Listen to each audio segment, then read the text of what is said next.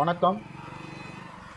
நாம் இப்போ போகிறது திருவான்மியூர் டிப்போ பக்கத்தில் இருக்க மருந்தீஸ்வரர் கோயில் வடக்கு மாட வீதி.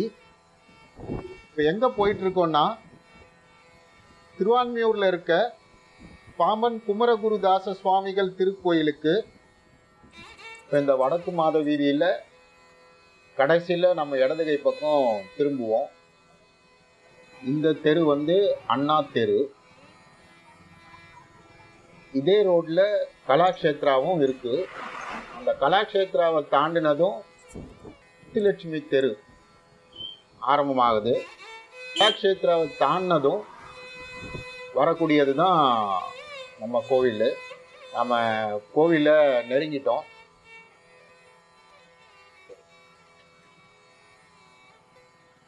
இப்போ நீங்கள் பார்க்குற இந்த வளைவு தான் கோயிலோட என்ட்ரன்ஸு.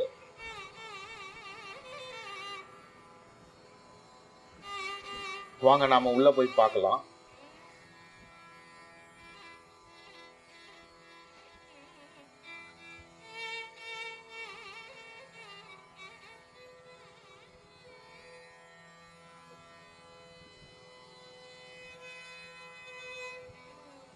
இந்த கோவில் இந்து சமய அறநிலைத்துறை கட்டுப்பாட்டில் இயங்கி வருது.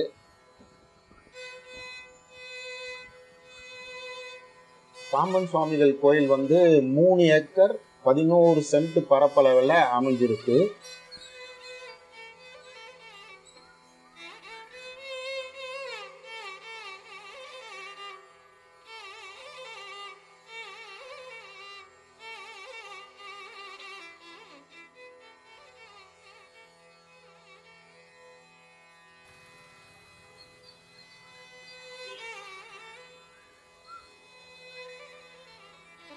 பன்னிரண்டு 7/2024 அன்று இந்த கோயிலில் சிறப்பாக கும்பாபிஷேகம் நடந்திருக்கு.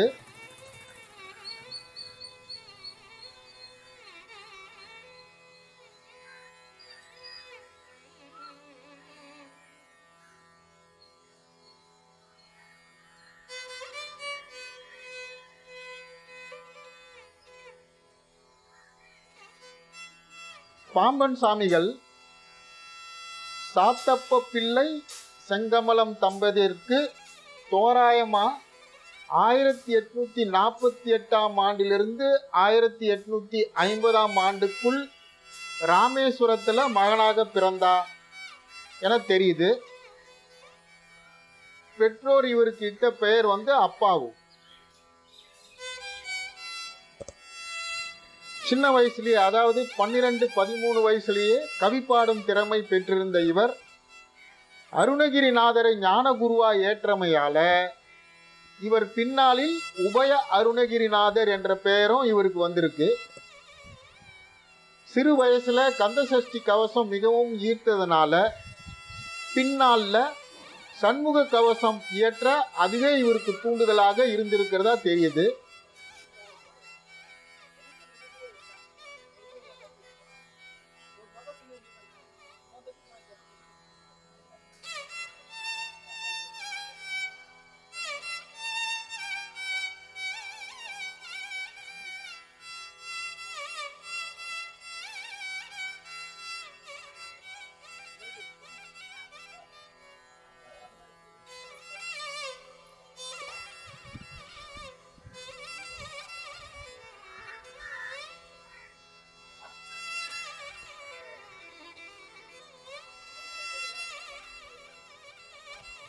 இவரோட 25வது வயதுல பெற்றோர் விருப்பத்தினால காளிமுத்தம்மாள் என்பவரை திருமணம் செஞ்சிருக்காரு.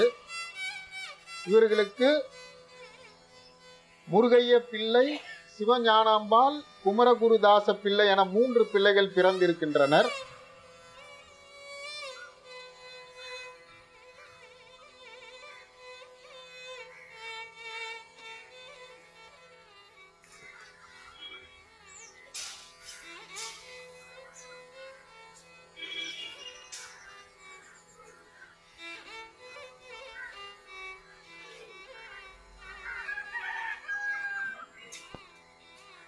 பாம்பன் சுவாமிகளுக்கு டிசம்பர் 27ஆம் தேதி 1923 தம்புச்செட்டி வீதியில இவர் நடந்து செல்லும் போது குதிரை வண்டி சக்கரம் இவர் இடது கல்ல ஏறி கால் முறிவு ஏற்பட்டிருக்கு.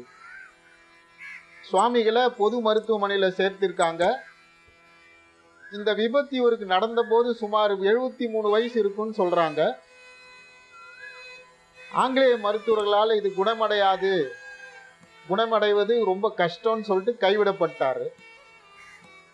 ஆனா சண்முக கவசம் தொடர்ந்து பாடி வந்ததால மயில் வாகனத்தில் முருகன் அருள் புரிஞ்சு அவருடைய எலும்பு கூடியதா நம்பப்படுது.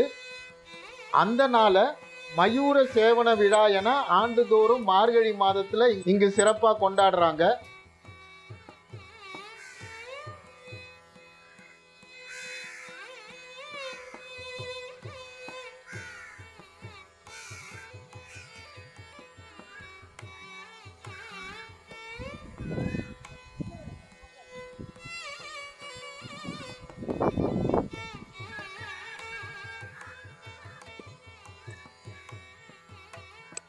பாம்பன் சுவாமிகள் 1929 மே 30 காலை 7:15 மணிக்கு சமாதி அடைந்ததாக சொல்லப்படுது.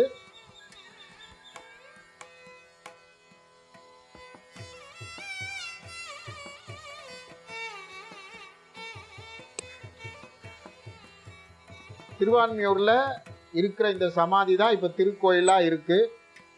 நீங்களும் வாங்க, சுவாமிகளோட அருள் உங்களுக்கும் கிடைக்கட்டும். நன்றி. வாழ்க வளர்க.